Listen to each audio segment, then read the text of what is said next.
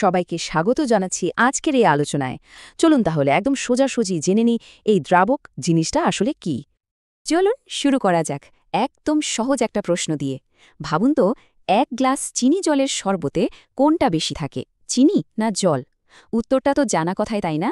কিন্তু এই সাধারণ প্রশ্নের মধ্যেই কিন্তু লুকিয়ে আছে আমাদের আজকের আলোচনার মূল বিষয়টা। আর এই সব মিশ্রণ বানানোর সময় একটা উপাদান কিন্তু হিরোর মতো কাজ করে।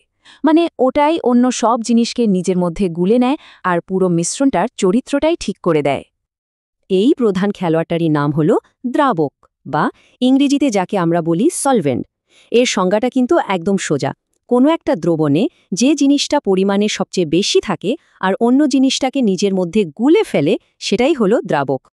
তো এই যে লবণ জলের মিশ্রণ, এখানে জল যেটা পরিমাণে বেশি সেটাই হলো দ্রাবক, আর অন্যদিকে লবণ যেটা পরিমাণে কম আর জলের মধ্যে পুরোপুরি মিশে যায়, ওটাকে আমরা বলি দ্রবণীয় পদার্থ বা সলিউট।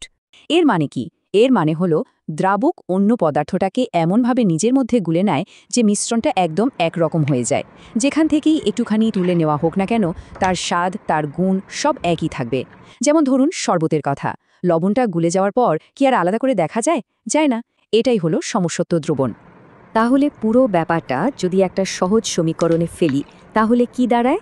দাঁড়ায় দ্রবণীয় পদার্থ মানে সলিউট, আর তার সাথে দ্রাবক মানে সলভেন্ট। এই দুটো মিলে তৈরি হয় দ্রবণ বা সলিউশন। এই সহজ ফর্মুলাটা মাথায় রাখলে কিন্তু পুরো বিষয়টা একেবারে জলের মতো পরিষ্কার হয়ে যাবে। জল কিন্তু প্রায় সার্বজনীন দ্রাবক বা ইউনিভার্সাল সলভেন্ট বলা হয়, কারণ এটা অনেক কিছুকে গুলে ফেলতে পারে।